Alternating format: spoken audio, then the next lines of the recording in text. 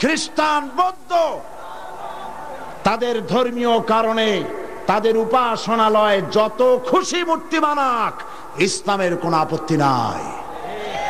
সুবহানাল্লাহ বলবেন না? কিন্তু আমার বাংলাদেশের 12 কোটি তাওহীদি জনতার রেভিনিউ নিয়ে, বাংলাদেশের জনগণের কষ্টার্জিত পয়সা নিয়ে ভাস্কর্যের নামে রাস্তার মোড়ে মোড়ে মূর্তি করার অধিকার কাউকে দেওয়া হয় নাই। এই মূর্তি রাসূল ভেঙেছেন, আর মুসলমান দেশে মূর্তি তৈরি হচ্ছে, আর লক্ষ লক্ষ মুসলমান চুপ করে বসে আছে। এই ঈমানের কোনো দাম নাই। আল্লাহ রাব্বুল আলামিন বলেছেন নবীর দায়িত্ব হলো ভালো কাজের আদেশ দেবে, অন্যায় কাজের নিষেধ করবে। এটা হলো নবীর দায়িত্ব। এই দায়িত্বটি আল্লাহ রাব্বুল আলামিন রাষ্ট্রকে দিয়েছেন, এটা নবীর দায়িত্ব। এই দায়িত্ব আল্লাহ রাব্বুল আলামিন ব্যক্তিকে দিয়ে দিয়েছেন। হযরতে লোকমান তার ছেলেকে ডেকে বলেছিলেন, গত বছর কোরআন শরীফের আয়াত তেলাওয়াত করে সূরা লোকমান তাফসীর করে শুনিয়েছিলাম, মনে আছে কিনা? হযরতে লোকমান তার ছেলেকে ডেকে বলেছেন, ইয়া বুনাইয়া আকিমিস সালাত ওয়া আমুর বিল মারুফি ওয়ানহা আনিল মুনকার ওয়াসবির আলা মা আসাবাক ইন্না যালিকা মিন আজমিল উমুর। হে প্রিয় বৎস, নামাজ প্রতিষ্ঠা করো, ভালো কাজের আদেশ দাও, অন্যায় কাজের নিষেধ করো। এই ভালো কাজের আদেশ দিতে গেলেই বিপদ হবে। ভালো কাজের আদেশ দিতে গেলে কি হবে? অন্যায় কাজের প্রতিরোধ করতে গেলে কি হবে? বিপদ হবে। বিপদ যখন আসবে, ওয়াসবির আলা মা আসাবাক, যখনই বিপদ আসবে তখন ধৈর্য ধারণ করবা। সেই ধৈর্যের অর্থ এই নয় বাধা দিতে গেছেন, থাপ্পড় একটা লাগাই দিছে, আর আপনি কবেন যে ব্যথা হয়েছেন নাকি, আরেকখান থাপ্পড় দিয়ে 32 খান ফালাই দেন। এর নাম সবর না। সবর এর অর্থ হচ্ছে আপনাকে বুদ্ধিমত্তার সাথে, প্রজ্ঞার সাথে, ধৈর্যের সাথে পরিস্থিতির মোকাবেলা করতে হবে, সাহসিকতার সাথে। এর নাম সবর। তাহলে ভালো কাজের আদেশ, অন্যায় কাজের প্রতিরোধ, এই কাজটি হচ্ছে নবীদের। এই কাজটি কার? এই কাজটি ব্যক্তির, প্রতিটি ব্যক্তির। আজকের মাহফিলে যত পুরুষ আর নারী এসেছেন, সমস্ত মানুষের, মুসলমানদের দায়িত্ব।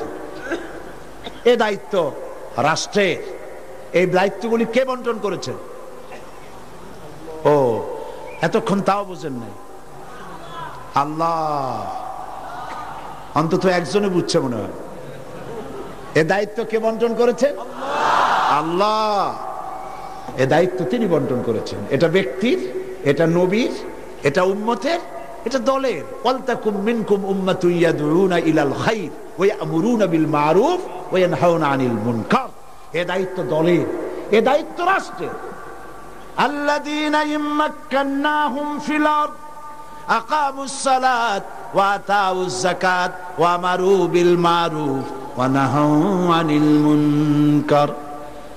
মুসলমানেরা যদি ক্ষমতায় যায়, দিনদার ইমানদার লোকেরা যদি ক্ষমতায় যায়, 4খানা কাম করবে। জোরে বলেন, কয়খান?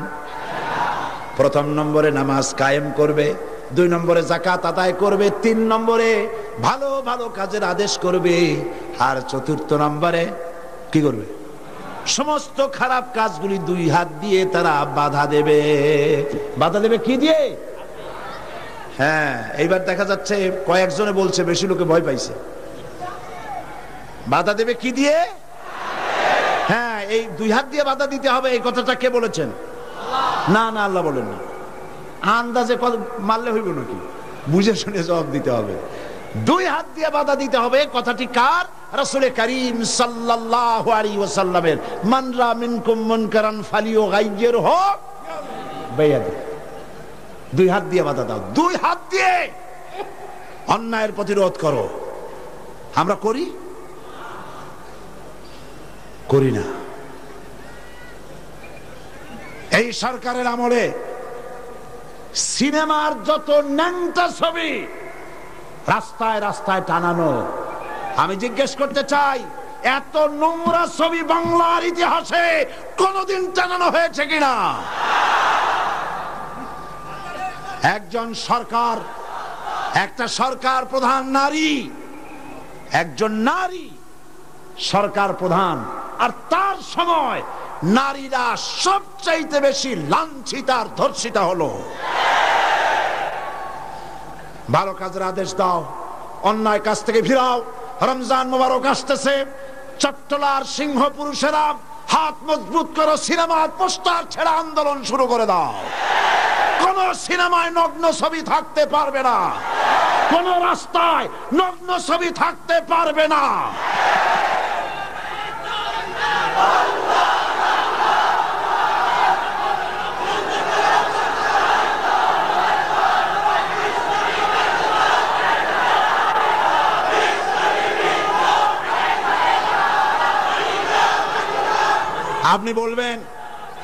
আপনি বলবেন জনগণকে ভালো হওয়ার জন্য, চরিত্রবান হবার জন্য ছেলেরা চরিত্রবান থাকবে কেমনে? রাত 2টোর পরে ডিশ এন্টিনার মাধ্যমে নীল ছবি প্রদর্শিত হয়, ডিশ এন্টিনা দিয়ে। এই ডিশ এন্টিনার এই পারমিশন কে দিল? কি জবাব দিবা কিয়ামতের দিন? এত ধর্ষণ বাড়তেছে খামোখা, কুলঙ্গ ছবি রাস্তায় টানানো, আর রাতের বেলায় নীল ছবি প্রদর্শিত হচ্ছে ডিশ এন্টিনার মাধ্যমে। যুবক যুবতীরা দেখতেছে, চুরি হচ্ছে, ডাকাতি হচ্ছে, খুন হচ্ছে। বাংলাদেশ হাবিয়া দোজকে পরিণত হয়ে গেছে। আমি মুসলমানদের যেই দলের হন, যত মানুষ এখানে এসেছেন, সকলের বিবেকের কাছে দাবি করি, সকলের বিবেকের কাছে আপিল করি। টেলিভিশনে একটা অনুষ্ঠান দেখায় না, জাতির বিবেকের কাছে প্রশ্ন? জাতির বিবেকের কাছে প্রশ্ন করে লাভ নাই, সরকারের বিবেকের কাছে প্রশ্ন করতে চাই। এই ডিশ এন্টিনা বন্ধ করো, সিনেমার নোংরামি বন্ধ করো, নইলে তোমাকে ক্ষমতা থেকে দড়ি বেঁধে টেনে বঙ্গোপসাগরে নিক্ষেপ করা হবে।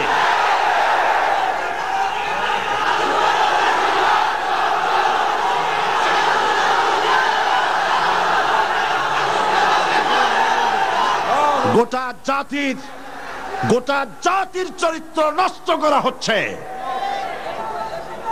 আপনারা যদি ঘুমায় থাকেন, জাতিকে বলছি, যেই দল করেন, আপনি যদি ঘুমায় থাকেন, আপনার ঘরের ভিতরে আপনার সন্তান ধর্ষক হবে, আপনার মেয়ে নষ্ট হবে, ভ্রষ্ট হবে। গোটা জাতি ইউরোপ আমেরিকার চাইতে নোংরামি, নষ্টামি, ভ্রষ্টতার ভিতরে ডুবে যাবে গোটা দেশ। এখনো সময় এসেছে, রুখে দাঁড়াও, রুখে দাঁড়াও। ঈমান বাঁচাবার লক্ষ্যে, দেশ বাঁচাবার লক্ষ্যে। ও আমার জাতি, ফিরে এসো, ঈমানের বলে বলিয়ান হও। ইন্না কায়দাশ শায়তানি কানা দাঈফা, শয়তানের চক্রান্ত আসলেই দুর্বল।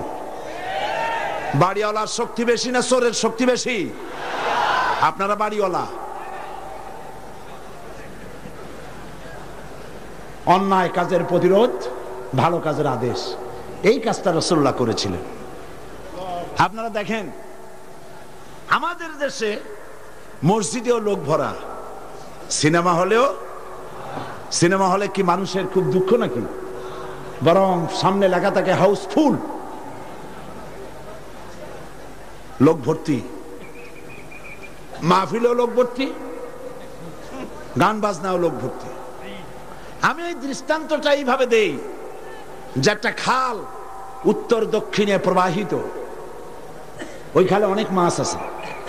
মাছ ধরার জন্য এলাকাবাসীরা খালের মধ্যে নেমে গেল। তারপরে উত্তর দিকের পানি বালতি ভরিয়া দক্ষিণ দিকে ফালাইতে লাগলো বহু মানুষ।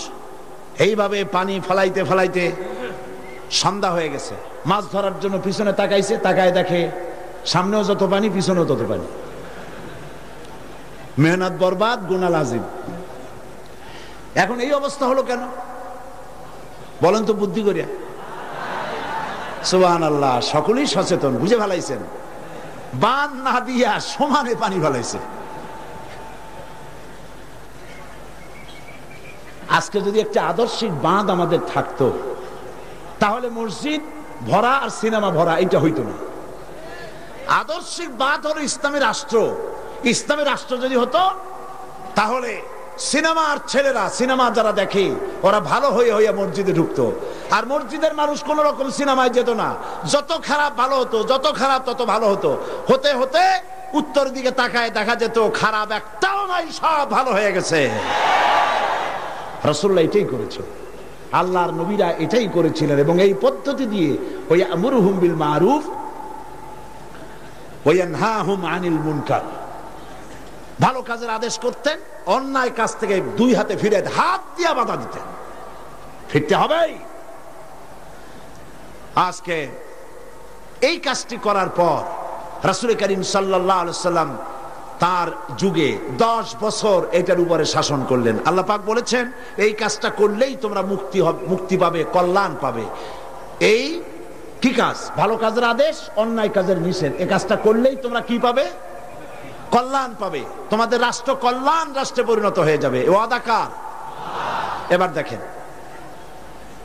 10টি বছর নবীজি রাষ্ট্র পরিচালনা করার পর ইন্তেকাল করলেন। হযরত আবু বকর রাদিয়াল্লাহু তাআলা আনহু তিনি আজ রাষ্ট্রপ্রধান হয়েছেন। হযরত আবু বকর রাষ্ট্রপ্রধান হয়ে হযরত ওমর রাদিয়াল্লাহু তাআলা আনহুকে তিনি বিচারক বানালেন। হযরত আবু বকর হচ্ছেন রাষ্ট্রপ্রধান, হযরত ওমর হলেন কি? বিচারক। 1 বছর পূর্ণ হয়ে গেছে। ঐতিহাসিকরা লিখছেন, লক্ষ্য করুন, আমারু বিল মারুফ নাহি আনিল মুনকারের সুফল লক্ষ্য করুন। হযরত ওমর 1 বছর বিচারালয় দায়িত্ব পালন করলেন জাস্টিস হিসেবে। ফামাকাসামান ফালাম ইয়াখতাসিম ইলাইহি ইসনান। ঐতিহাসিকরা লিখছেন 1টা বছর পূর্ণ হয়ে গেল, হযরত ওমরের আদালতে 2 জন লোক এমন আসলো না যে একজন আরেকজনের বিরুদ্ধে কোনো মামলা দায়ের করেছে। সুবহানাল্লাহ কইতে ইচ্ছে করে না? এমন একটা লোক এসে একটা মামলা দায়ের করে নাই। পৃথিবীতে কি কোনো দৃষ্টান্ত আছে যে 1 বছরের মধ্যে কোনো মামলা দায়ের হয় না? হযরতে ওমর আবু বকর রাদিয়াল্লাহু তাআলা আনহুর কাছে এসে বলছেন, মা হাজাতা বি ইনদা কওমিল মুমিনিনা ইয়া খলিফাতা রাসূলিল্লাহ সাল্লাল্লাহু আলাইহি ওয়াসাল্লাম। হে রাসূলের খলিফা, এই কওমের জন্য বিচারপতির দরকারটা কি? তিনি জিজ্ঞেস করছেন, লিমাযা, কেন তুমি আমাকে এই প্রশ্ন করছো? তিনি শোনালেন যে আমার কাছে 1টা বছর হয়ে গেল, একজন লোক এসে মামলা দায়ের করে নাই। হযরত আবু বকর বলছেন, এর কারণ হিসেবে তুমি কি মনে করো? কি কারণে তোমার কাছে কোনো বিচার আসলো না, একটা মামলাও দায়ের হলো না 1 বছরে? কারণটা কি? এবার শোনেন, কারণ বলছেন কে? বলতেছেন কারণটা? ওমরে ফারুক রাদিয়াল্লাহু তাআলা আনহু কারণ বলছেন। কারণ কি? তিনি বলছেন, ও আমিরুল মুমিনিন, তুমি আমাকে এমন কওমের বিচারক বানিয়েছো যে কওমের দিন হচ্ছে দীনুহুমুন নাসিহা, যেই কওমের দিন হচ্ছে কল্যাণ কামনা করা। প্রত্যেক ব্যক্তি আরেকজনের কল্যাণ কামনা করে, কেউ শত্রুতা কামনা করে না। আজকে তাকে আমরা করি। আমি এক দল করি, আর এক দল সহ্য করি না। একজনে মিটিং করে, ওই জায়গায় আরেকজন মিটিং করে। একজন রাজনীতি করে, তার রাজনীতি সহ্য হয় না বলে 5 ট্রাক ময়লা ফালাই দিয়ে আসে। সে যুগে তারা কল্যাণ কামনা করে, আর আজকের যুগে কি করে? কল্লা কামনা করে। অমুকের কল্লা খুলে নেব আমরা। এখন কল্লা কামনা করা হয়, আর তখন কল্যাণ কামনা করা হতো। দীনুহুমুন নাসিহা ওয়া মানহাজুহুমুল কুরআন। এই জাতির মানহাজ, তাদের উদ্দেশ্য, তাদের লক্ষ্য, তাদের কনস্টিটিউশন, তাদের সংবিধান হচ্ছে কি? আল কোরআন। ওয়া আমালুহুম আল আমরু বিল মারুফ ওয়া নাহি আনিল মুনকার। আর এই কওমের কাজ হচ্ছে আমল, তাদের কাজ হচ্ছে ভালো কাজের আদেশ করে বেড়ানো, আর যার সামনে অন্যায় হয় দুই হাতে বাধা দিয়ে অন্যায় ফিরায় দেয়। সুবহানাল্লাহ। ওয়া আমালুহুম আল-আমরু বিল মারুফ ওয়া নাহয়ু আনিল মুনকার। এখানেই শেষ নয়। ও আমিরুল মুমিনিন, আপনি আমাকে এমন এক কওমের বিচারক বানিয়েছেন যেই কওমের জনগণের অবস্থা কি জানেন? ওয়াইদা আহাদুহুম মারিদু আদুহু, এদের মধ্যে একজন যদি অসুস্থ হয়, অনেক মানুষ হাদিয়া, ফল, ফ্রুটস ইত্যাদি হাদিয়া নিয়ে তার কাছে গিয়ে হাজির হয়। ভাই কেমন আছেন? আল্লাহ আপনারে ভালো করুক। হাতে মুখে হাত বুলায় দেয়, মাথায় হাত বুলায় দেয়। এই শুশ্রূষায় 12 অসুখ ভালো হয়ে যায়। ওয়াইজাফতাকারা নাসারুহু, আর যখন তো তাদের মধ্য থেকে কেউ ফকির হয়, গরিব হয়, সাহায্য করার জন্য লোকেরা এগিয়ে আসে। 50 টাকার দরকার, 2000 টাকা চলে আসছে। বাড়িতে চাল দিতে পারে না, বিল্ডিং এর ছাদ দেওয়ার মতো পয়সা চলে আসছে। ওয়াইজাহতাজা সাদুহু, আর যখন কারো কিছু প্রয়োজন হয়, সেই প্রয়োজন মিটাবার জন্য চতুর্দিক থেকে লোকেরা এসে হাজির হয়ে যায়।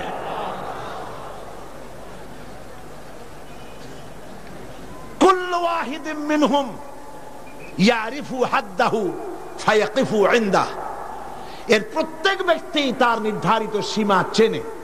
যেখানে আল্লাহ রাব্বুল আলামিন যে জিনিসকে হারাম করেছেন, ওই হারামের বর্ডারে গিয়ে দাঁড়ায় যায়, হারামকে ক্রস করে না। ফায়াকিফু ইনদাহ, সেখানে দাঁড়িয়ে যায়। ফাফিমা হুম ইয়াখতাসিমুনা ইলাইয়া ইয়া খলিফাত রাসূলিল্লাহ সাল্লাল্লাহু আলাইহি ওয়াসাল্লাম। সুতরাং এই জাতির জন্য বিচারকের দরকারটা কি? খামোখা সারাদিন আমি বসে থাকি, বিচারকের কোনো দরকার নাই। আহারে সুবহানাল্লাহ বলতে পারলেন না? রাসূলুল্লাহ এই সমাজ তৈরি করেছিলেন। এই সমাজ জাতীয়তাবাদ, উগ্র জাতীয়তাবাদের মধ্য দিয়ে, সমাজতন্ত্রের মধ্য দিয়ে, ধর্ম নিরপেক্ষ মতবাদের মধ্য দিয়ে, আল্লাহর কসম এই সমাজের চেহারা আপনারা দেখতে পারবেন না। এই সমাজ যেটা রাসূলুল্লাহ করেছিলেন, সেই সমাজ যদি চান, এই সমাজ ভাঙতে হবে, নতুন সমাজ গড়তে হবে। দেন স্লোগান, এই সমাজ ভাঙতে হবে, নতুন সমাজ গড়তে হবে। এ সমাজকে ভেঙে দিয়ে, এই সমাজ ভেঙে দিয়ে নতুন যে সমাজ হবে, সেই সমাজ উগ্র জাতীয়তাবাদের সমাজ নয়, সমাজতন্ত্রের সমাজ নয়, ধর্ম নিরপেক্ষতাবাদের সমাজ অবশ্যই নয়। সেই সমাজ হবে আল্লাহ রাব্বুল আলামিনের দেওয়া, রাসূলের দেওয়া ইসলামী সমাজ। এই ধরনের একটি সমাজ কি আপনারা চান? এই ধরনের সমাজ কি চান?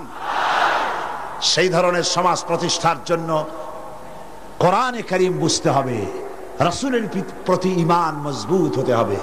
রাসূল রাষ্ট্রপতি ছিলেন এবং তাম পৃথিবীতে তাকে দিয়ে আল্লাহ পাক রিসালাতের দায়িত্ব কমপ্লিট করে দিয়েছেন। এখন বলতে চাই, এই রাসূলের পরে আর কোন রাসূল আসবে না। এটা আকীদার ব্যাপার। কোন মুসলমান যদি এই আলোচনা থেকে নিজেকে বঞ্চিত করেন, তাহলে বলার কিছু নাই। এটি গুরুত্বপূর্ণ আলোচনা। খাতমে নবুয়ত, বিগত কয়েক যুগ ধরে ইসলামের বিরুদ্ধে যেসব ফিতনার উদ্ভব হয়েছে, তার মধ্যে নতুন নবুয়তের দাবি হচ্ছে একটি মারাত্মক ষড়যন্ত্র।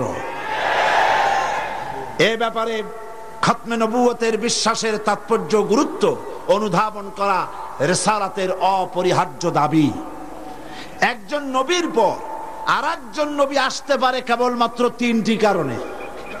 বোঝেন ভালো করে, একজন নবীর পরে আরেকজন নবীর আসার কারণ হতে পারে মাত্র 3টি। কয়টি?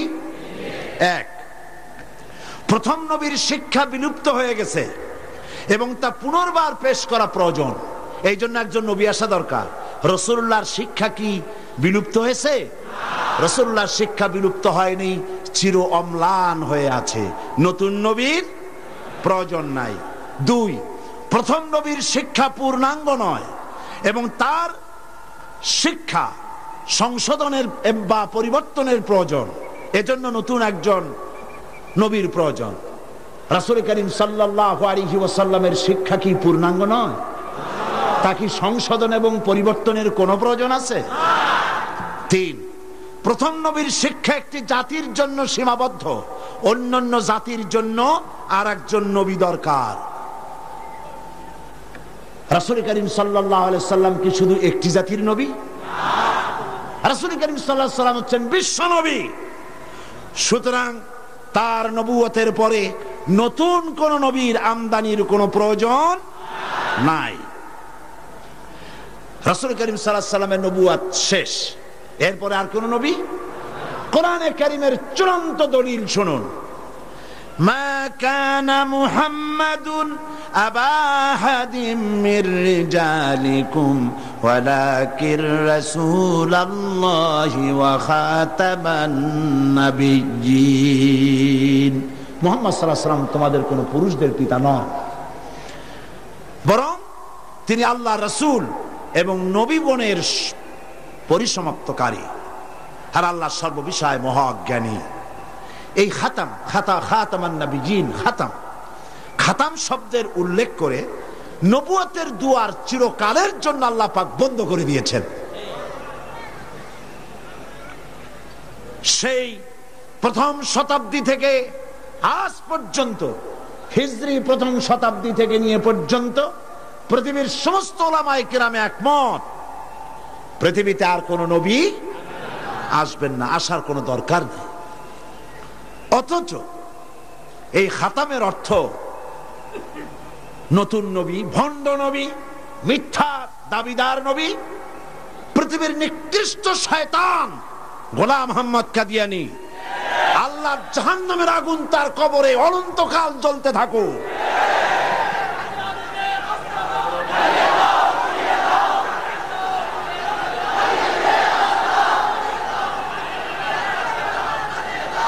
পবিত্র কোরআন মাজিদে খাতাম শব্দের অর্থকে সে বিকৃত করেছে। সে বলেছে খাতামুন নবিয়্যিন এর অর্থ হচ্ছে আফজালুন নবিয়্যিন, ওর বাপের মাথা। সে বলেছে আরো নবী আসতে পারে। আমি তার লেখা থেকে কোট করছি, গোলাম মোহাম্মদ কাদিয়ানী বলছে, ये बात बिल्कुल रोज़े रोशन की तरह साबित है कि आ हजरत सल्लल्लाहु अलैहि वसल्लम के बाद नबूवत का दरवाजा खुला है। दिवालोकेर मतो এটা সত্য যে মুহাম্মদ সাল্লাল্লাহু আলাইহি ওয়াসাল্লামের পরে নবুয়তের দরজা খোলা আছে। সে আরো বলছে, उन्होंने यानी मुसलमानों ने ये समझ लिया है कि खुदा के खजाने खत्म हो गए। उनका ये समझना खुदा ताला की कदर की ही ना समझने की वजह से है, वरना एक नबी क्या, मैं तो कहता हूं कि हजारों नबी होंगे। শয়তান কোথাকার। সে বলছে যারা বলে, অর্থাৎ মুসলমানেরা বলে আর কোন নবী আসবে না, এই কথা বলে তারা আল্লাহর ক্ষমতাকে সীমাবদ্ধ করতে চায়। আমি তো বলি এক নবী কেন, হাজার হাজার নবী আসতে পারে।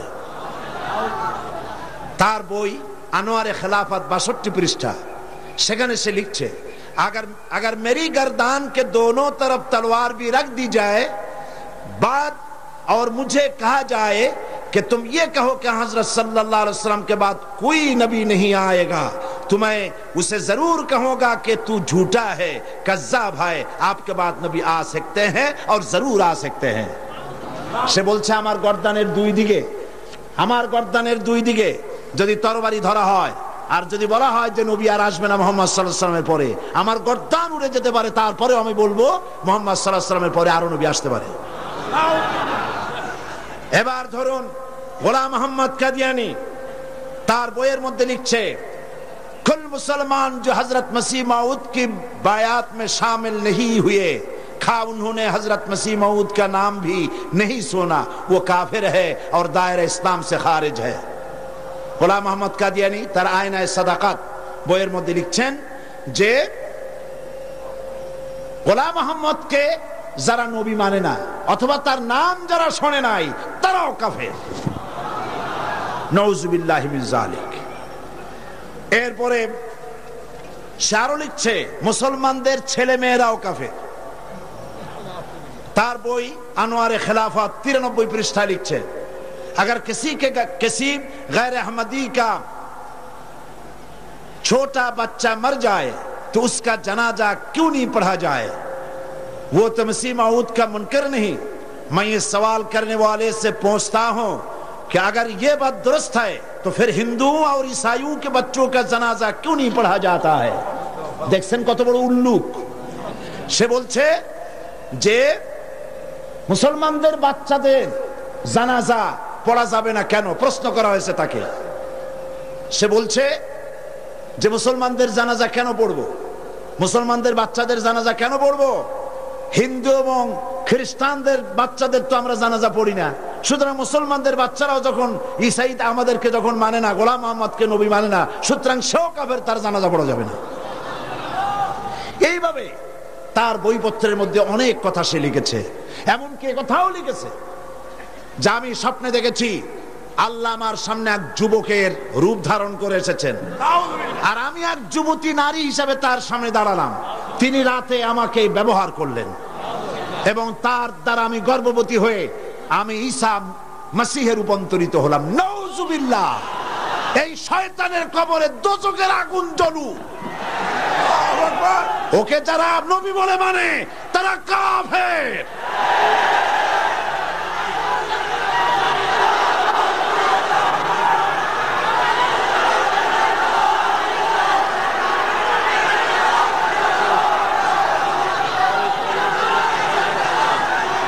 রাসূল করিম সাল্লাল্লাহু আলাইহি ওয়াসাল্লাম খাতমে নবুয়ত সম্পর্কে বলেছেন, ইন্না মাসালি ওয়া মাসালাল আমবিয়া মিন ক্বাবলি কামাসালি রাজুলিন বানা বাইতান ফাহসানাহু ওয়া আজমালাহু ইল্লা মাওদা'a লাবিনাতিন মিন যাওয়াবিয়াতিন ফাজআলান নাসু ইয়াতুফুনা বিহি ওয়া ইউজিবুনা লাহু ওয়া ইয়াকুলুনা হাল্লা উদিআত হাযিহিল লাবিনা ফাআনা আল লাবিনা ওয়া আনা খাতামুন নবিয়্যিন।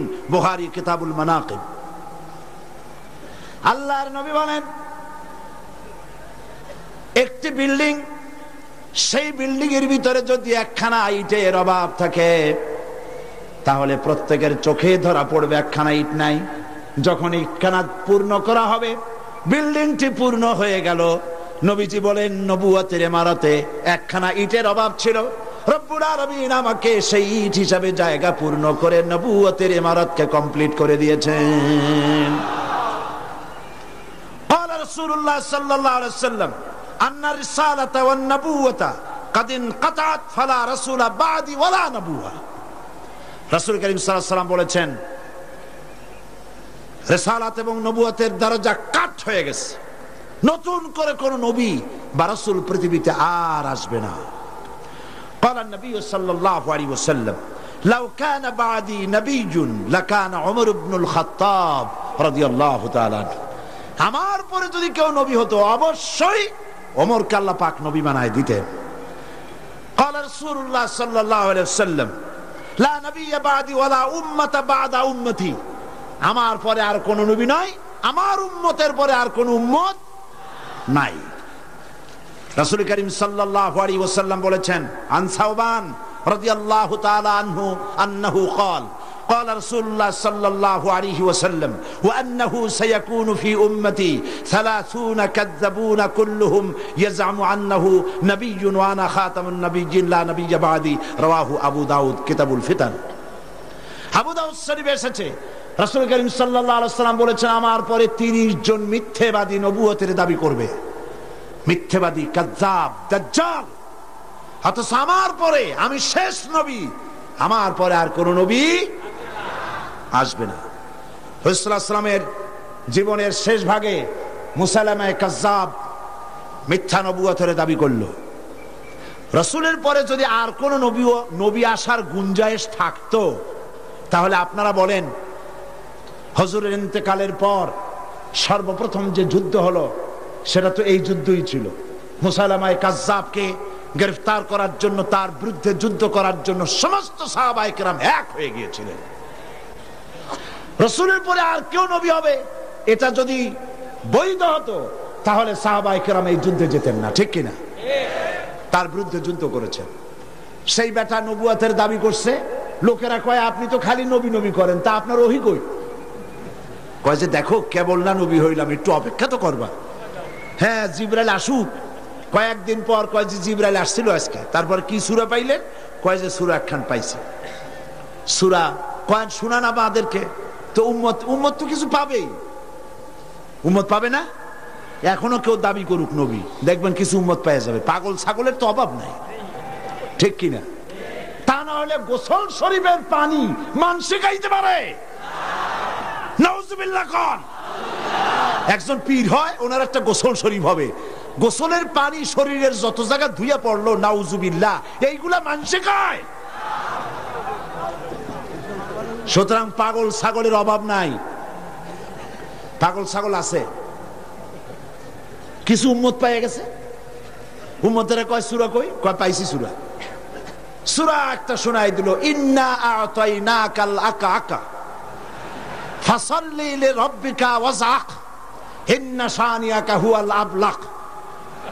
উম্মতেরা কয় যে তো মহামরণ, এ কি সূরায় পড়তে গেলে তো কাশি আসে।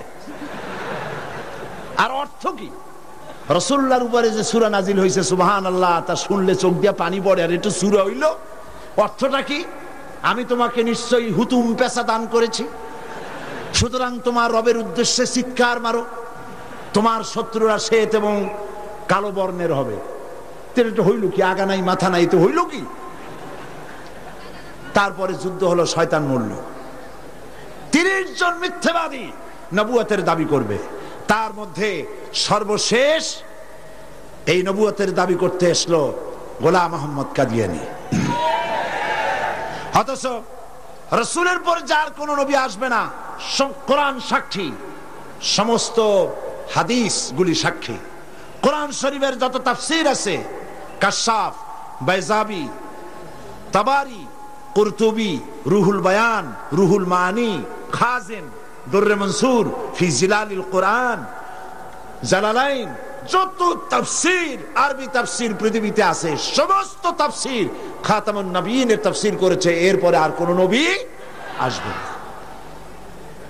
একটি কথা মাঝখানে শোনায়নি, এই পৃথিবীতে খ্রিস্টান এবং ইহুদিরা যখনই মুসলমানদেরকে আক্রমণ করতে চেয়েছে কোনো ব্যাপারে, তখন মুসলমানদেরকে ব্যবহার করেছে, ঠিক না? মুসলমানদেরকে ব্যবহার করেছে। রাসূলুল্লাহকে গালি দেওয়ার জন্য বাংলাদেশে কবি নামের কলঙ্ক দাউদ হায়দার নামক এক শয়তানকে তারা ব্যবহার করেছিল। আবার কোরআন শরীফকে সংশোধন করতে হবে বলে নারী নামের কলঙ্ক, ওই শয়তানের নাম নেব না, তারে ব্যবহার করছিল। হযরত আয়েশা রাদিয়াল্লাহু তাআলা আনহাকে গালি দেওয়ার জন্য সালমান রুশদির মতো একটা শয়তানকে তারা ব্যবহার করেছিল। অনুরূপভাবে খাতমে নবুয়তের উপরে হামলা করার জন্য খ্রিস্টান আর ইহুদিরা আগায় আসে নাই, গোলাম মুহাম্মদ নামক এক শয়তানকে ব্যবহার করেছে। সে বলল আমি নবী। তারপরে এইসব হাবিজাবি বইপত্র লিখলো, উর্দুতে, ইংরেজিতে, নানান ভাষায় লিখলো। সে ছিল ইংরেজের দালাল। এরপরে আরেকটি কথা হচ্ছে, ইমাম আজম রাহমাতুল্লাহ আলাইহি বলেছেন, আপনারা বিরক্ত হচ্ছেন না তো? ইমাম আজম রাহমাতুল্লাহ আলাইহি বলেছেন, মুহাম্মদ সাল্লাল্লাহু আলাইহি ওয়াসাল্লামের পরে যদি কেউ নবুয়তের দাবি করে, তার কাছে দলিল চাওয়া যাবে না, যে তুমি যে নবী তার দলিল কি দাও। এই দলিল চাওয়া গোমরাহি, কুফরি। কারণ তুমি প্রমাণ করেছো সে যদি দলিল দিতে পারে তাহলে তার নবুয়ত তুমি মানবা। নাউজুবিল্লাহ। মাওলানা আতাউল্লাহ শাহ বুখারী রাহমাতুল্লাহ আলাইহি সেই যুগের শ্রেষ্ঠ আলেম, তিনি তার কাছে গিয়ে বলছেন, এ গোলাম, নবুয়তের দাবি করো, শক্তি পাও কই? কয় শক্তি দিছে আমার কোরআন শরীফ। কোথায় আছে? কয় কোরআন শরীফে আছে না, সূরা আস-সফের মধ্যে আমাকে বলা হয়েছে ঈসা আলাইহিস সালাম আমার ব্যাপারে বলেছেন, ইয়াতি মিন বাদ ইসমুহু আহমদ, আমার পরে একজন আসবেন তার নাম হবে আহমদ, আমি সেই আহমদ। মাওলানা বুখারী বললেন, ঈসা আলাইহিস সালাম যার কথা বলে গেছেন তার নাম আহমদ, আর তোর নাম হচ্ছে গোলাম আহমদ। তার অর্থ হচ্ছে ঈসা আলাইহিস সালাম যে আহমদের কথা বলেছেন সেই আহমদের তুই গোলাম। গোলাম আহমদ বলছে, এটা তো খুব মুশকিল হয়ে গেল।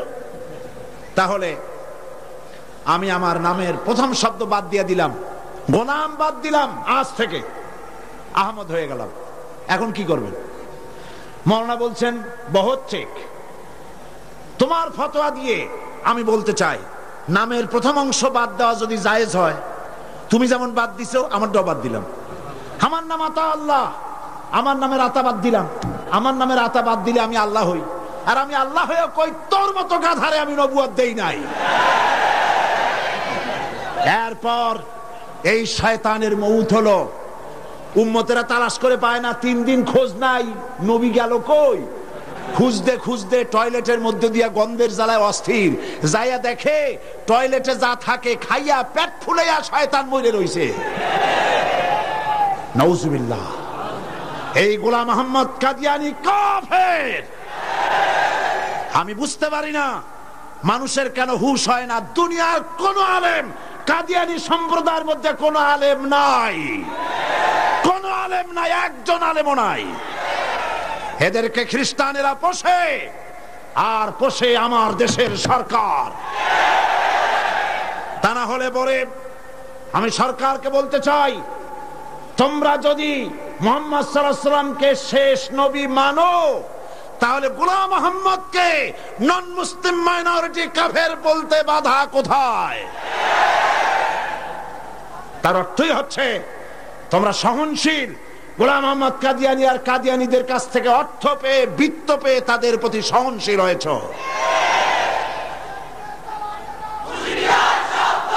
এই পৃথিবীর 18টি মুসলিম দেশ কাদিয়ানীদেরকে নন মুসলিম মাইনরিটি হিসেবে ঘোষণা করেছে। বাংলাদেশকেও করতে হবে। সেই সৌভাগ্য এই পোড়া কপাইলা সরকারের আছে কিনা আমি জানি না। বাংলাদেশের সমস্ত আলেম, সমস্ত পীর সব একমত, হিন্দুরা যেভাবে দেশে বাস করে স্বাধীন নাগরিক হিসেবে, বৌদ্ধ খ্রিস্টানরা যেভাবে বাস করে এবং নাগরিক সুবিধা গ্রহণ করে, কাদিয়ানীরাও সেভাবে নাগরিক সুবিধা ভোগ করবে। তবে নন মুসলিম মাইনরিটি হিসেবে ভোগ করতে হবে, মুসলমান নামে ভোগ করতে পারবে না। এবং কোন কাদিয়ানীর মসজিদ থাকবে না। কাদিয়ানীদের মসজিদ মসজিদ নয়, উপাসনালয়। তাদের মসজিদের ইমাম হয় না, পুরোহিত হয়। তাদের উপাসনালয়ের ভিতরে পাওয়া গেল বোমা, ডিনামাইট। তাদের পুরোহিতদেরকে গ্রেফতার না করে, তাদের নেতাদেরকে গ্রেফতার না করে, আল্লাহর বান্দা এদেশের আলেমদেরকে গ্রেফতার করে পুলিশ রিমান্ডে নিয়ে নির্যাতন চালানো হচ্ছে। মনে রেখো, আল্লাহ বলেন, আমি সীমা লঙ্ঘনকারীদেরকে ঢিল দেই, দেখি কদ্দুর পারো। তারপরে যখন প্রান্ত সীমায় চলে যায়, ইন্না বাতশা রাব্বিকা লাশাদীদ, তোমার প্রভু যখন ধরেন, তোমার প্রভুর পাকড়াও সিরিয়াস হয়ে যায়। হাতের কাছে 100 টেলিফোন থাকলেও টেলিফোনের গায়ে হাত যাওয়ার আগে ব্রাশ ফায়ার হয়ে কলিজা উড়ে চলে যাবে। আল্লাহকে ভয় করো। কারে ভয় করো? চিল্লাও, কারে ভয় করো? আল্লাহ পাককে ভয় করো। কাদিয়ানীরা কাফের, তাদের কুফরি থেকে, তাদের অনিষ্টতা থেকে দেশকে বাঁচাও। আমি আজ আপনাদের সামনে কথা স্পষ্টভাবে বলতে চাই, মুহাম্মদ সাল্লাল্লাহু আলাইহি ওয়াসাল্লামের খাতমে নবুয়তের উপরে ঈমান আনা আমাদের জন্য ফরজ। হুজুরের পরে আর কোন নবী আসবে না। আমার কথার ভুল অর্থ করার কোনো সুযোগ নাই, স্পষ্ট কথা বলছি। আমি আপনাদেরকে আরজ করব, আগামীকাল এই আয়াতের বাকি অংশ আপনাদের সামনে পেশ করব ইনশাআল্লাহ। মুনাজাতের জন্য সব মুসলমান যার যার জায়গায় 1 সেকেন্ডের ভিতরে বসে পড়ো। এত বড় মাহফিলের মুনাজাত কেউ নষ্ট করবেন না। সবাইকে বসতে বলেছি, দাঁড়ানো লোকেরা সবাই বসুন, আর জোরে সোরে জিকির করেন সুবহানাল্লাহ, আলহামদুলিল্লাহ।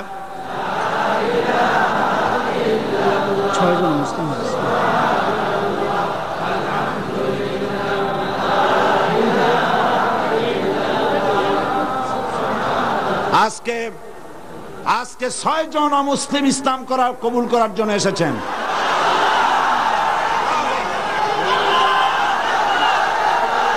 আমি আর একটা কথা শোনাই, আর একটি কথা শুনুন, থামেন, আর একটি কথা শোনেন। মুনাজাতের কথা শুনে প্রত্যেক দিন যারা হাঁটেন, আমি তাদেরকে অনুরোধ করবো, আল্লাহর রাস্তায় আগামীকাল মাহফিলের ভেতরে ঢুকবেন না। মেহেরবানি করে মাহফিলের চতুর্দিকে থাকবেন, যাতে মুনাজাতের নাম শুনলেই আপনারা দৌড় মারতে পারেন। আল্লাহর রাস্তার ভিতরে ঢুকবেন না। হাজার হাজার মানুষ পাড়ায় আপনারা যান, আপনাদের লজ্জা হওয়া উচিত। সবাই জিকির করেন সুবহানাল্লাহ।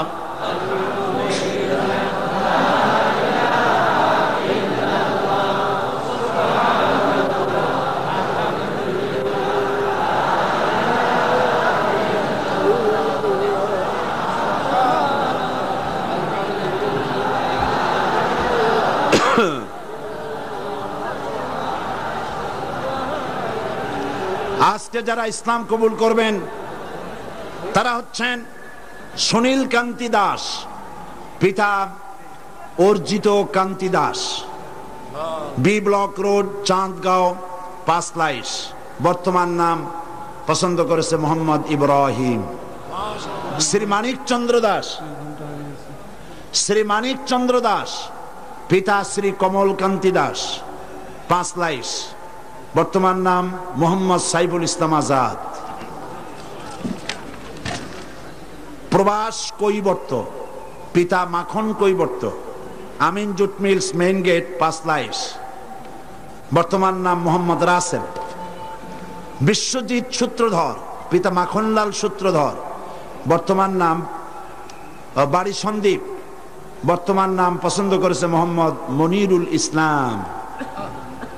শ্রী দুলাল বাবু শীল, পিতা শ্রী জিতেন বাবু শীল, সিগন্যাল কোম্পানি, পাঁচলাইশ। বর্তমান নাম মোহাম্মদ আবু বকর সিদ্দিক। শ্রী সুবল চন্দ্র সাহা, পিতা আশুতোষ সাহা, খাগড়াছড়ি, ডাকঘর কুইসাপ, কি গুইমরা। বর্তমান নাম পছন্দ করেছে মোহাম্মদ ওসমান গনি। আসুন,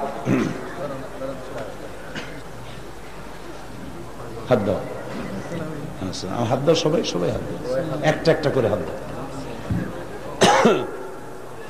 হ্যাঁ হ্যাঁ, কাছে আসো একটু। লা ইলাহা ইল্লাল্লাহু মুহাম্মাদুর রাসূলুল্লাহ। আল্লাহ ছাড়া কোন ইলাহা নাই, মাবুদ নাই, উপাস্য নাই। মুহাম্মদ সাল্লাল্লাহু আলাইহি ওয়াসাল্লাম আল্লাহর রাসূল। আশহাদু আন লা ইলাহা ইল্লাল্লাহু ওয়াহদাহু লা শারীকা লাহু ওয়া আশহাদু আন্না মুহাম্মাদান আবদুহু ওয়া রাসূলুহু। আমি সাক্ষ্য দিচ্ছি, আল্লাহ ছাড়া কোন ইলাহা নাই, মাবুদ নাই, উপাস্য নাই। তিনি এক, তিনি একক, তার কোনো অংশীদার নাই। আমি আরো সাক্ষ্য দিচ্ছি, মুহাম্মদ সাল্লাল্লাহু আলাইহি ওয়াসাল্লাম আল্লাহর বান্দা এবং তার প্রেরিত রাসূল। এদিকে ফিরে সকলকে বলো আসসালামু আলাইকুম। আল্লাহর এই বান্দাগুলি, দাঁড়ায় থাকো, আল্লাহর এই বান্দাগুলি 6 জন বান্দা মুশরিক ছিলেন। এখন আমাদের তৌহিদ পন্থী কি? তারা আমাদের কি? তারা আমাদের ভাই। এখন তারা মাসুম, তারা বেগুনাহ। এই লক্ষ লক্ষ মুসলমানদের পক্ষ থেকে আমি তাদেরকে আলিঙ্গন করে ইসলামে স্বাগত জানাচ্ছি।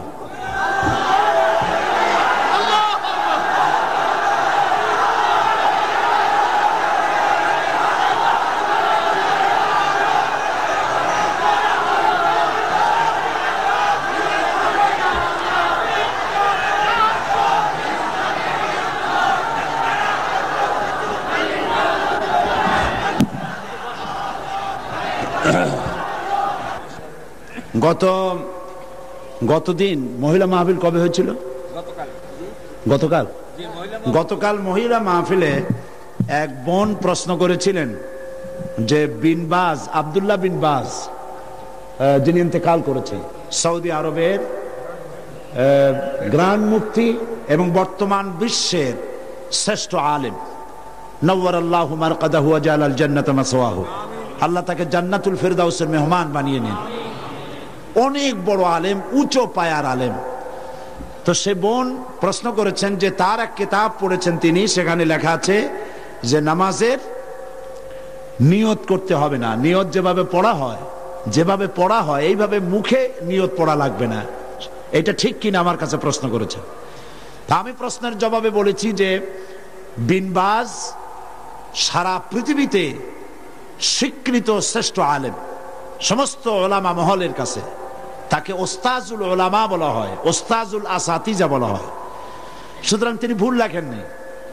আরবিতে যেভাবে আমাদের দেশে নিয়ত পড়া হয়, নাওয়াইতু আন উসাল্লি লিল্লাহি তাআলা রাকাতায় সালাতিল, এই যে নিয়তটা আরবিতে আমরা পড়ি, এইভাবে হুজুর সাল্লাল্লাহু আলাইহি ওয়াসাল্লাম পড়েন নাই, সাহাবায়ে কেরাম এরকম পড়েন নাই। সুতরাং মনে মনে নিয়ত করা, নামাজের জন্য নিয়ত করা, সেটা যে ভাষাই হোক এটা চলতে পারে, মুখে ওইভাবে উচ্চারণ করা প্রয়োজন নাই। এই কথাটা বলায় একজন আমাকে লিখেছেন যে এটা নাকি আজকে টক অফ দ্য টাউন, সারা একেবারে শহরে এটাই হয়েছে যে নামাজের নাকি নিয়ত করা লাগবে না, কোনো জিনিসের নাকি নিয়তই দরকার নেই। মানুষ শোনে একটা, বোঝে আর একটা, বলে আর একটা। নিয়ত তো করতে হবে, কিন্তু মুখে ওইভাবে নিয়ত মুখে উচ্চারণ করা এভাবে হাদিস শরীফে কোথাও নাই, রাসূল সাল্লাল্লাহু আলাইহি ওয়াসাল্লাম করেন নাই, সাহাবায়ে কেরাম করেন নাই। সুতরাং এগুলো নিয়ে উল্টাপাল্টা মন্তব্য পেশ করার কোনো জরুরত নেই। হ্যাঁ, নিয়ত তো করবে, নিয়ত তো করতে হবে, সেটা তো বললাম না। নিয়ত পড়তে হবে, কিন্তু মুখে ওইভাবে উচ্চারণ করার জরুরত নেই। একজন বলেছে আপনি টাকা দিয়ে প্রতি বছর মুসলমান বানান, দেখছেন অবস্থা? এইসব প্রশ্ন আমার কাছে দেন কি কেমন? এদের জিজ্ঞেস করেন এই 6 জনের কাছে যে আমি কয় টাকা দিছি, আমি জিন্দিগিতে এদের দেখছি কিনা, এরা আমারে দেখছে কিনা। আল্লাহ হেদায়েত করুন। জি, তো আমি নিয়তের ব্যাপারটা পরিষ্কার করে দিতে চাই। প্রত্যেক কাজের নিয়ত করতে হবে। ইন্নামাল আমালু বিন্নিয়াত, নিয়তটাই হচ্ছে প্রধান। তবে মুখে উচ্চারণ করার যে রীতি চালু হয়েছে, এভাবে হাদিস শরীফে নাই। নিয়তটা করতে হবে, তবে এভাবে নয় যেভাবে আমরা করা বাধ্যতামূলক মনে করি। কথাটা পরিষ্কার হয়েছে কিনা? আলহামদুলিল্লাহ। এখন আরেকটি কথা আপনাদের সামনে বলতে চাই যে তাফসীরুল কোরআন মাহফিল, এই বিশাল জনসমুদ্র প্রতি বছর এখানে হয়। এই বছর রাজনৈতিক কারণে নানান অসুবিধা হয়েছে, যার কারণে মাওলানা শামসুদ্দিন সাহেব এবং তার সাথীরা আপনাদের খেদমতে, আপনাদের দুয়ারে দুয়ারে যেতে পারেন নাই, যেমন অন্য বছর যেয়ে থাকেন। হরতাল হয়েছে, বিক্ষোভ হয়েছে, মিছিল হয়েছে, নানান রকমের ক্রাইসিস হয়েছে, যার জন্য যেতে পারেনি। ফলে 21 লক্ষ টাকা যেখানে বাজেট, এই বাজেট তারা পুরো করতে পারেননি। অথচ এখানে যত লোক বসে আছেন সকলে প্রাণ খুলে, প্রাণ উজাড় করে সাহায্য করলে উনি নিশ্চয়ই ঋণগ্রস্ত থাকবেন না। আপনারা করবেন না তা? তাফসীরুল কোরআন মাহফিলকে ঋণ মুক্ত করতে প্রস্তুত আছেন কিনা? আল্লাহ পাক, আমি জানি আপনারা এটা করবেন, আর আল্লাহ পাক সমাজ কল্যাণকে মাকরুজ রাখবেন না, ইনশাআল্লাহ। আমরা বলি ইনশাআল্লাহ।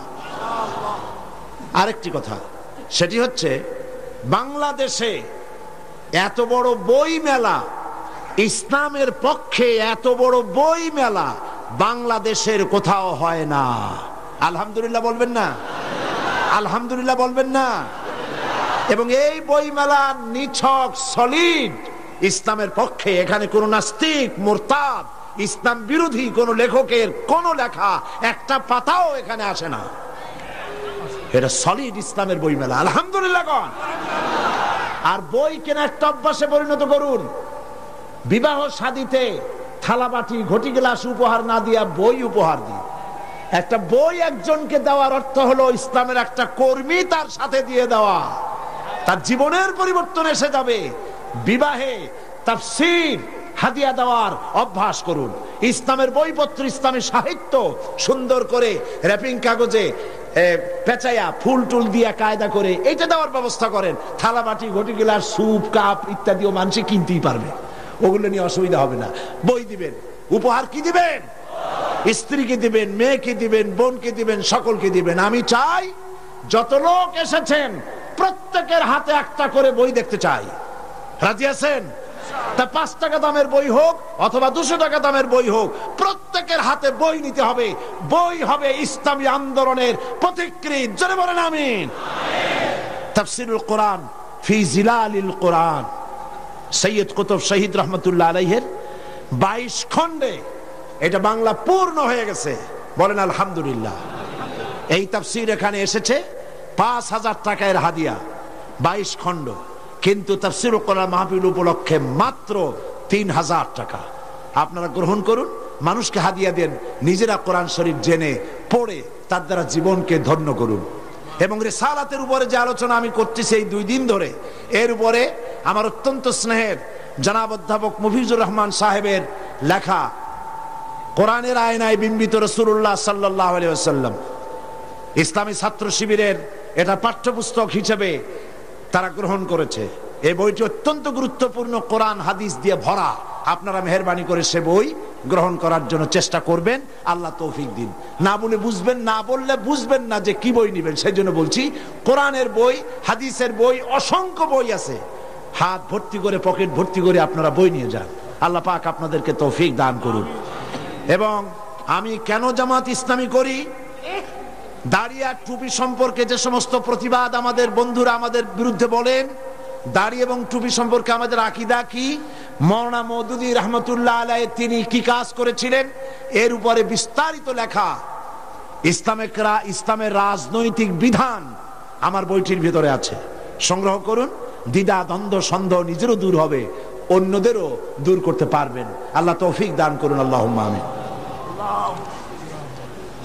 রব্বানা যালামনা আনফুসানা ওয়া ইন লাম তাগফির লানা ওয়া তারহামনা লানাকুনান্না মিনাল খাসিরিন।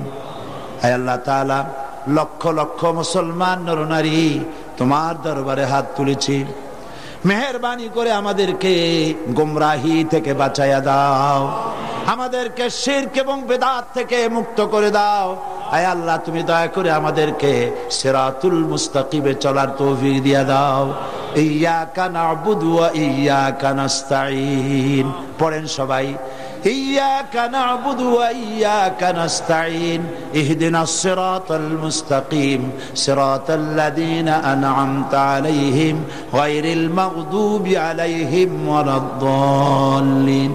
اللهم لا مانع لما أعطيت ولا معطي لما منعت ولا ينفع ذا الجد منك الجد. ستر العرش مسبول علينا وعين الله ناظرة إلينا بحول الله لا يقدر علينا. اللهم إنا نجعلك في نحورهم ونعوذ بك من شرورهم. الله تعالى এই শতাব্দীর শেষ তাফসীরুল কোরআন মাহফিলের আজ ৪র্থ দিন। আগামীকাল এই মাহফিল শেষ হয়ে যাবে, পরের দিন এই মাঠ খা খা করতে থাকবে। হায় আল্লাহ রাব্বুল আলামিন, প্রতি বছর এই চট্টগ্রামের মানুষেরা ঈদের মতো করে উৎসব করে, প্রত্যেকের বাড়িতে বাড়িতে মেহমান জমা হয়ে যায়। হায় আল্লাহ তাআলা, মানুষেরা দূর দূরান্ত থেকে ছুটে আসে। আল্লাহ, তুমি দয়া করে এই তাফসীরুল কোরআন মাহফিলকে এই দেশের ইসলামী আন্দোলনের মাইলস্টোন বানায়া দাও রব্বুল আলামিন। এই ইসলামী আন্দোলনের জন্য তামাম পৃথিবীর বুকে কোরআনে কারীমের এই আওয়াজ তুমি পৌঁছায়া দাও। খাতমে নবুয়তের উপরে যে আলোচনা আমরা করলাম, এর উপরে আমাদের আকীদা মজবুত করে দাও। হায় আল্লাহ, কাদিয়ানী সম্প্রদায়কে আল্লাহ তুমি হেদায়েত করে দাও রব্বুল আলামিন। তাদেরকে এই বাংলাদেশে তারা যে মুসলমানদের বিরুদ্ধে ষড়যন্ত্র করছে, তার মোকাবেলায় আল্লাহ তুমি দয়া করে মুসলমানদেরকে সাহায্য করো রব্বুল আলামিন। আগামীকাল আখেরি মোনাজাতে তোমার বান্দা বান্দীদেরকে চতুর্দিক থেকে মিছিল সহকারে তোমার নামের স্লোগান দিতে দিতে মানুষের উত্তাল ঢেউ এই জায়গায় তুমি সব পৌঁছাইয়া দিও। এই মাঠ তোমার বান্দাদের পদভারে শেষ দিনে সংকীর্ণ হয়ে যায়। আল্লাহ, তুমি আপন কুদরতে এই মাঠকে বড় করে মানুষের ব্যবস্থা করে দিও রব্বুল আলামিন। তোমার কুদরতি নিজাম দিয়ে এই মাহফিল পরিচালনা করে দিও। হায় আল্লাহ পাক, এই মাহফিলে জাতি, ধর্ম, দল, মত নির্বিশেষে লোকেরা তোমার কোরআন শুনতে আসেন। আল্লাহ পাক তোমার কাছে বিনীতভাবে ফরিয়াদ করি, যেই দলের লোক হোক না কেন, কোরআনের হেদায়েত সকলের নসিবে তুমি দিয়ে দিও রব্বুল আলামিন। তুমি দয়া করে আগামীকাল যে আলোচনা করলে মানুষের জন্য হেদায়েত নসিব হবে, সেই আলোচনা আল্লাহ তুমি আলোচকদের মুখে এনে দিও। হে আল্লাহ রব্বুল আলামিন, এই মাহফিলে দয়া করে মেহেরবানি করে যত লোকে টাকা দিয়েছে আর দেবে, আল্লাহ তুমি সকলকে মেহেরবানি করে এই সমাজ কল্যাণকে সাহায্য করার তৌফিক দান করে দিও। ইসলামী বই পুস্তক যারা নিয়ে এসেছেন কষ্ট করে, আল্লাহ তাদের কামাইতে বরকত দান করে দিও। ইসলামের এই জিহাদে অংশ নিয়েছেন লিখুনি দিয়ে, কলম দিয়ে যারা, আল্লাহ তুমি তাদের প্রতি রহম করো। সমস্ত মুসলিম জনগণকে কোরআন হাদিস আর ইসলামী সাহিত্য কিনে পড়ে সেই অনুযায়ী আমল করার তৌফিক দিয়ে দিও।